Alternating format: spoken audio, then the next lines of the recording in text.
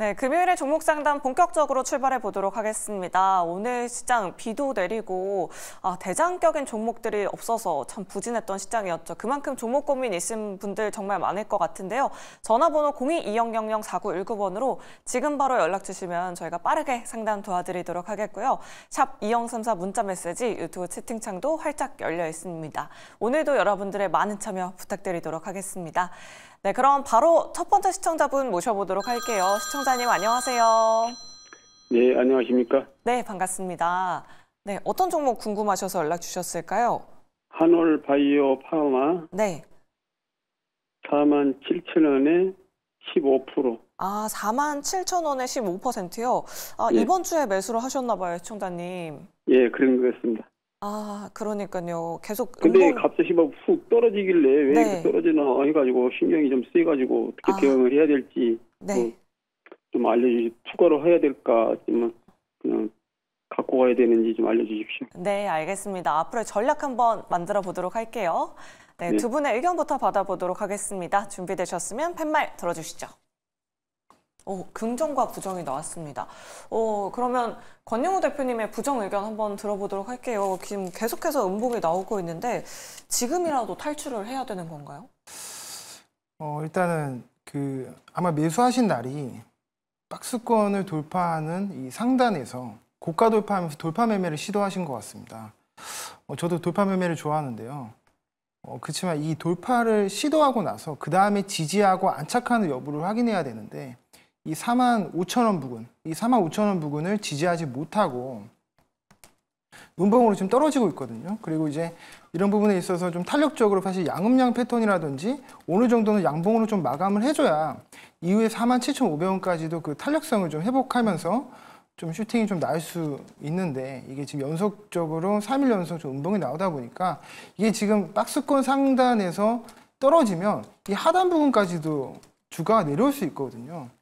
그렇기 때문에 물론 한올바이오 파마라는 기업이 나쁘지 않은 기업인 건 저도 알고 있습니다. 근데 탈모약도 개발하고 그래서 실적도 썩 다른 제약바이오 기업보다 나쁘지 않은 편이지만 지금 제약바이오 섹터가 이렇게 박스권 상단을 돌파하는 시도를 하는 건 제약바이오 섹터가 전부 다 지금 신고가를 행진하고 있기 때문에 이런 수급의 선순환 과정에서 상승이 나온 거지 이게 한올바이오 파마의 개인적인 어떤 호재, 개별적인 그런 상승 모멘텀으로 올라간 건 아닙니다. 그렇기 때문에 저는 조금 정리하는 게 낫지 않겠나라는 생각을 하고 있습니다. 네, 알겠습니다. 그럼 긍정 의견도 한번 들어봐야겠죠. 이주연 대표님 긍정 들어주셨거든요. 네. 한올바이오 파마 시청자님 수익 보실 수 있을까요? 네, 충분히 보실 것 같고요. 네. 일단 그렇게 생각하는 이유는 근데 단기적으로 조정은 조금 더 나올 수 있다라는 건 생각을 해두시고 일단 들으시면 될 것 같습니다.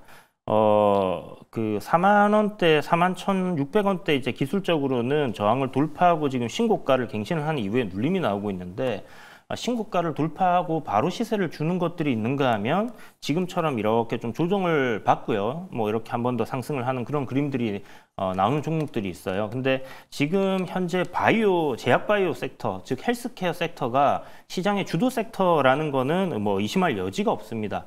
유한양행이라든지 알테오제네린이라든지 그다음에 좀 굵직굵직한 종목들 삼천당 제약도 잘 갔었고요.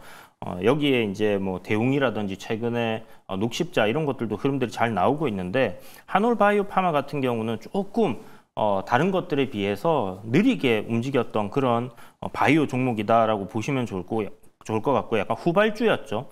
SK바이오팜 같은 경우도 지금 신고가를 갱신해놓고 조정이 나오고 있는 상황인데 이게 그러면 이제 헬스케어 쪽에 주도 섹터로서의 수명이 끝난 거냐?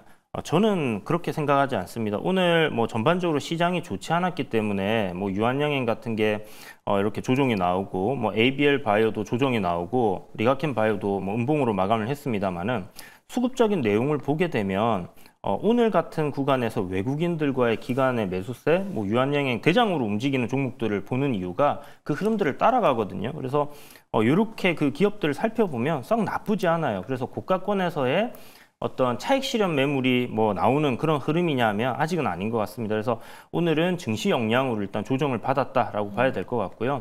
한올바이오 파마의 모멘텀이라고 하면 이 기업의 어떤 기술을 갖다가 이뮤노반트라고 미국 나스닥 시장에 상장되어 있는 바이오 기업에다가 지금 기술 이전을 한 게 있거든요. 이게 뭐 갑상선 암병증이라고 해서 임상 3상 관련해서 진행이 되고 있는데 이 이뮤노반트 같은 경우는 뭐 골드만삭스, 그다음에 JP 모건, 이 빅 그 금융권에서 IB들에서 리포트를 계속 내고 있는 기업들이고 굉장히 좀 긍정적으로 지금 바라보고 있습니다. 그래서 만약 이게 잘 됐을 경우에는 한올 바이오파마가 한 15%의 로열티를 받는 그런 이야기들이 지금 주가의 상승 기폭제로 이렇게 작용하고 있다라고 보시면 되고요.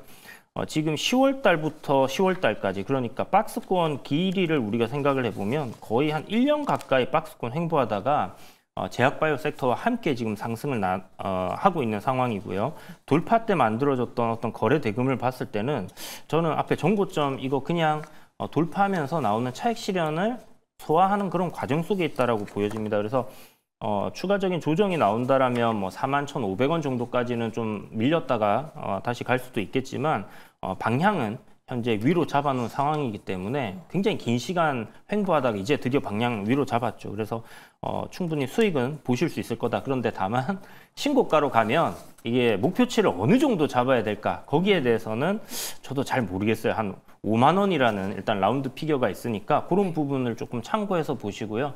다음번에는 이렇게 거래 터지면서 장대 양봉 나올 때는 가급적이면 며칠 좀 기다렸다 사시는 게 좋을 것 같습니다. 네, 알겠습니다. 한올 바이오파마 목표 주가까지 설정해 드렸어요. 오늘의 하락은 시장 하락 때문이었다라는 의견 잘 참고해 보시길 바라겠습니다.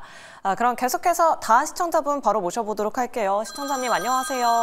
네, 안녕하세요. 수고 많으십니다. 네, 감사합니다. 오늘 네. 어떤 종목 궁금하셔서 연락 주셨을까요? 네, 나노 신소재고요. 네. 116,300원에 10%입니다. 116,300원에 10%요? 네, 지금 근데 처음에 네. 이게 14만 원대에 제가 매수를 했거든요. 네. 네, 그러다가 다시 제가 추가 매수를 해서 단가를 116,300원으로 지금 좀 내려놨는데 네. 계속 내려놓고 나니까 계속 지금 빠지고 있는데 이걸 기다려야 될지 저는 뭐 예의자금이라서 뭐 기간은 상관없이 네. 제 매수가까지 온다면 기다릴 수는 있는데 올 수 있을지 없을지 그게 궁금해서 전화했습니다. 네, 알겠습니다. 기다리면 매수가까지 올지 여부가 궁금하시다고요. 네, 일단 네. 두 분께 의견 여쭤보도록 하겠습니다. 두 분의 네. 의견 받아볼게요. 준비되셨으면 팻말 들어주시죠. 긍정과 부정 나왔습니다. 두 분이 싸우고 들어오셨나 봐요. 계속해서 의견이 지금 나뉘고 있는데 권영우 대표님의 긍정 의견부터 들어보도록 할게요. 사실 대주전자재료 매도 레포트가 나오면서 같이 밀리는 느낌도 있긴 하거든요. 나노신소재도 실리콘 음극재 하고 있잖아요. 어떤 전략이 필요할까요? 일단 나노신소재 같은 경우에 대주전자 재료랑 좀 차이가 있는 게 뭐냐면 CNT 도전제 쪽에서 사실 독보적인 기술력을 가지고 있는 게 이 나노신소재입니다. 근데 최근에 2차 전지 종목들이 사실 반등이 나왔던 거는 에지 에너지 솔루션의 그 테슬라 공급 해양 이슈가 있었기 때문에 이런 부분에서 좀 상승이 나왔었던 부분이었고 지금 2차 전지 섹터 같은 경우에는 외국인이 반도체를 팔고 제약바이오랑 2차 전지만 지금 가지고 지수 키플레이어로 쓰고 있거든요. 그래서 지금은 2차 전지 섹터가 좀 조정이 나오면서 나노신소재도 같이 좀 조정이 나오는 모습이 좀 나타나고 있는 것 같고 에지에너지 솔루션도 지금 차트를 보면 지금 밀리고 있습니다. 이게 제약바이오가 올라가기 때문에 수급이 빠져나가는 거거든요. 그래서 이런 부분을 감안했을 때 지금 에지에너지 솔루션의 분위기도 좋고 테슬라양 공급도 계속되고 있기 때문에 나노신소재에도 다시 한번 좀 반등이 나올 수 있을 것이다 라고 저는 보고 있습니다. 그래서 그 시청자님께서 11만 6천 원대 매수를 하셨는데 일단은 지금 거래가 없이 좀 주가가 빠진 부분이다 보니까 지금 어떻게 본다면 매물이 좀 없는 구간이라고 해석할 수 있겠습니다. 그래서 매물 소화를 만약에 하게 된다면 이 구간에서 매물 소화를 하게 된다면 좀 쉽게 적은 거래량으로도 11만 원대까지는 충분히 안착이 가능하다라고 보고 있습니다. 약간 좀 애매한 부분은 뭐냐면 처음에 이렇게 상승이 나왔을 때 거래가 이렇게 유입이 되고 그 다음에 이후에 앞선 거래량, 앞선 캔들보다도 더 많은 거래가 터졌습니다. 이렇게 됐을 때는 주가가 어느 정도 이 상승 상방에서 유지가 돼야 되는데 여기서 유지가 되지 못하고 떨어졌다라는 거는 약간 좀 더 기간이 필요할 수도 있을 것 같습니다. 그래도 11만 원 위까지는 충분히 안착이 가능하니까 좀 더 긴 호흡으로 가져가시는 게 좋겠다라고 생각됩니다. 네, 알겠습니다. 여러 가지 모멘텀들 말씀드려봤습니다. 조금 더 중장기적으로 바라보자라는 의견 잘 참고해 보시면 좋을 것 같아요. 네, 그럼 계속해서 다음 시청자분 바로 모셔보도록 하겠습니다. 안녕하세요. 여보세요? 네, 시청자님 반갑습니다. 예, 네. 그 한미반도체 네. 그 11만 8천에 40%. 아, 11만 8천 원에 40%요? 예, 예. 아, 오늘 급락에 나와서 또 깜짝 놀라셨을 것 같아요, 시청자님. 예. 최근에 들어가셨을까요? 아니, 꽤 됐는데 계속 떨어지고 오늘 그 매널 연구원의 어떤 발표하고 네. SK 하이닉스 공급 다변화 정책인데 오늘 뭐 10% 정도 떨어져서 네. 어떻게 해야 되나. 아, 그러니까요. 많은 투자자분들이 또 우리 시청자분과 공감하실 것 같은데 두 분께 앞으로의 전략 한번 여쭤보도록 할게요, 시청자님. 네, 두 분의 의견 받아보겠습니다. 준비되셨으면 팻말 들어주시죠. 네, 올부정이 나왔습니다. 그럼 이주연 대표님의 부정 의견 먼저 들어보도록 할게요. 한화 인더스트리얼, 한미반도체 오늘 동반해서 급락이 나왔어요. 오늘 레포트가 정말 핫하던데 도대체 실상이 무엇인지 우리 투자자분들은 어떤 얘기를 믿어야 되는 걸까요? 일단 뭐 한화 인더스트리얼은 또 뭐 안 된다. SK에서 뭐 이게 빠꾸 먹었다. 약간 네. 속된 말로 그렇게 이제 지금 삼성전자처럼 콜 테스트 통과 못한 것처럼 이런 이야기들이 찌라시처럼 나왔다가 단독 보도로 나왔었죠. 근데 네. 이제 단독이었다 보니까 거기서 회사에서 반박도 했고 반박을 했는데 반등이 나오니까 오늘 또 한미 반도체가 빠지다가 또 이제 리포트 나오면서 이제 다 같이 빠져버린 그런 네. 상황이 되었는데 일단 한미 반도체는 이렇게 생각하시면 좋을 것 같아요. 이게 독과점적인 지위를 유지를 하고 있었기 때문에 굉장히 높은 밸류를 받고 있었다라고 보시면 좋을 것 같고 지금 한미 반도체가 문제가 사실 그 독과점적인 지위 아까 말씀드렸던 그 뭐죠 한화 인더스트리얼 솔루션즈가 문제가 아니라요. 싱가포르에 또 다른 기업이 하나가 있습니다. 그러니까 지금 두 군데를 놓고 SK 하이닉스가 채널을 다변화를 하려고 하는 게 아니라 세 군데를 놓고 지금 채널의 다변화를 하려고 하는 거고요. 한미 반도체 같은 경우는 이제 뭐 지금 현재 시점에서는 그 SK 하이닉스에 들어가는 게 독과점적이지만 지금 12단이라든지 이제 갈수록 높아지는 어떤 기술의 부분에 있어서는 채널 다변화하려고 하는 건 뭐 자연스러울 수밖에 없는 거고요. 그렇다면 지금 구간에서 어떤 반등의 흐름을 만들어주는 그런 그림이 나온다. 엔비디아도 지금 신고가를 살짝 갱신한 상황인데 엔비디아 관련주로 엮여있던 종목이 그 흐름에 같이 못 간다라고 했을 때는 이제 좀 대응을 해야 되는 그런 시점으로 들어가는 게 아닐까라고 생각을 하고 있고요. 이게 뭔가 좀 큰 흐름에서 보게 되면 기술적으로는 어떤 역해된 숄더를 만드는 우측각이라고 생각이 될 수도 있거든요. 그러면 굉장히 괜찮은 매매 포인트일 수도 있는데 다른 말로 하면 여기를 깨게 됐을 때는 일단 손절로 대응을 하셔야 돼요. 그래서 시청자분이 이 종목을 진입을 했을 때 손절을 내가 어느 정도 몇 %까지는 감내를 할 수 있을 것인가에 대한 그런 거를 좀 잡아놓고 들어가셨다면 좋지 않았을까라는 생각이 들고요. 만약에 요 지금 종목 자체가 제 기준으로는 뭐 98,400원짜리를 이탈하게 되면 그냥 좀 정리를 하는 관점으로 생각을 해보시면 어떨까 이렇게 말씀드리겠습니다. 네, 알겠습니다. 한미반도체 손절 라인까지 말씀드려봤어요.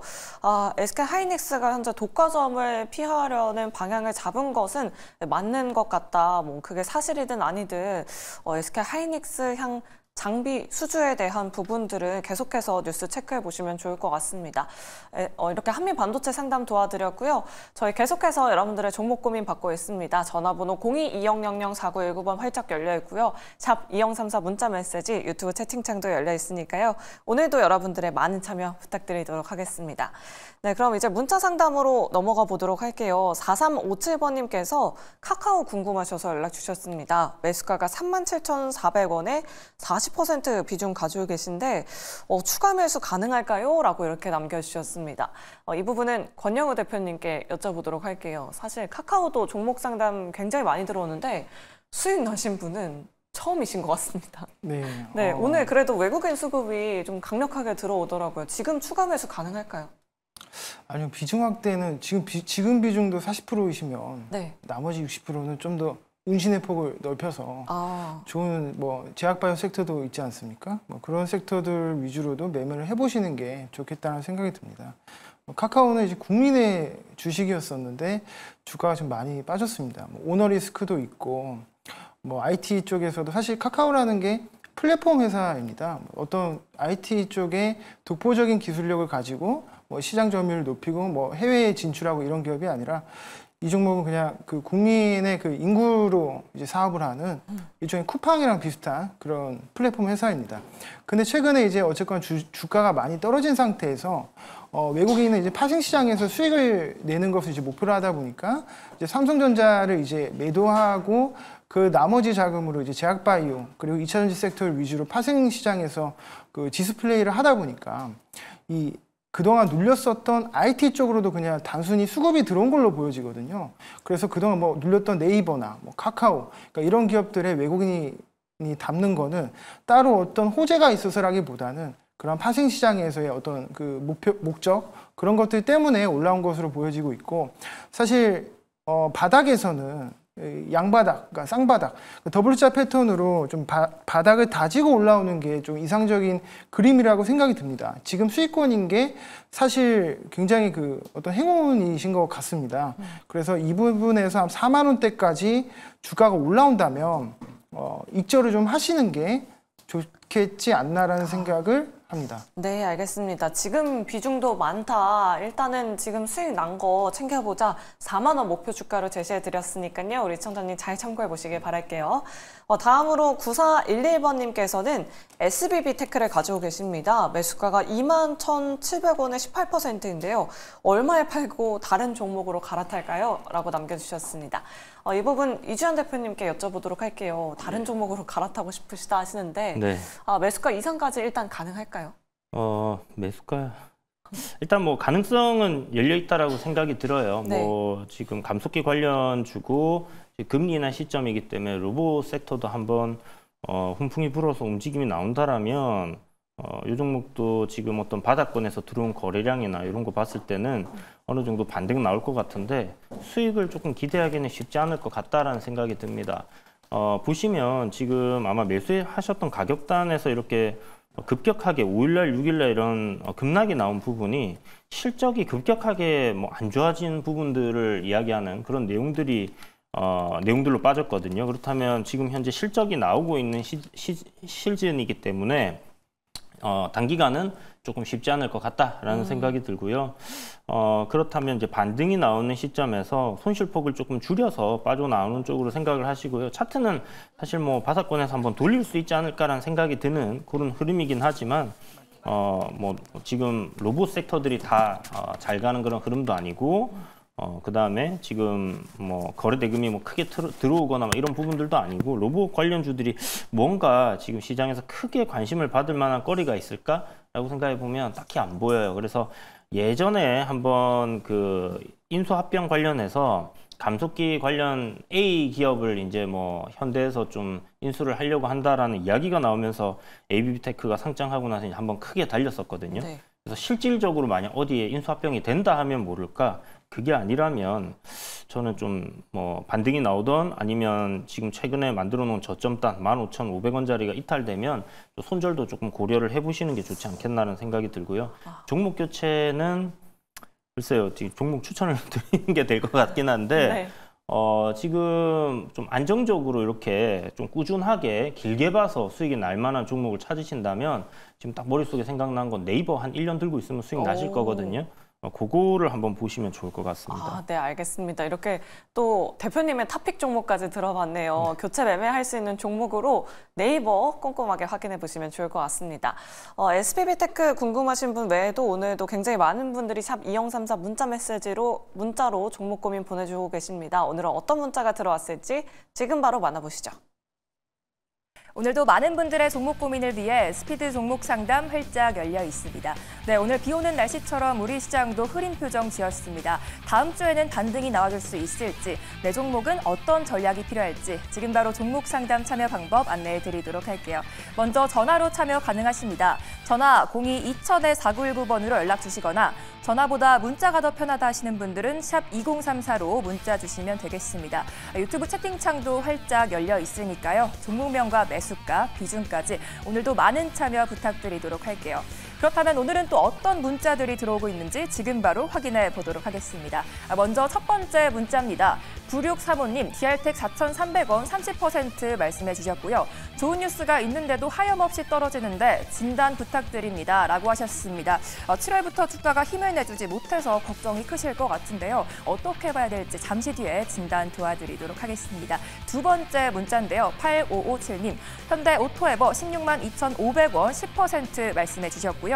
현대차의 소프트웨어 종목인데도 인도 상장권으로 수혜 볼 수 있을까요? 라고 하셨습니다.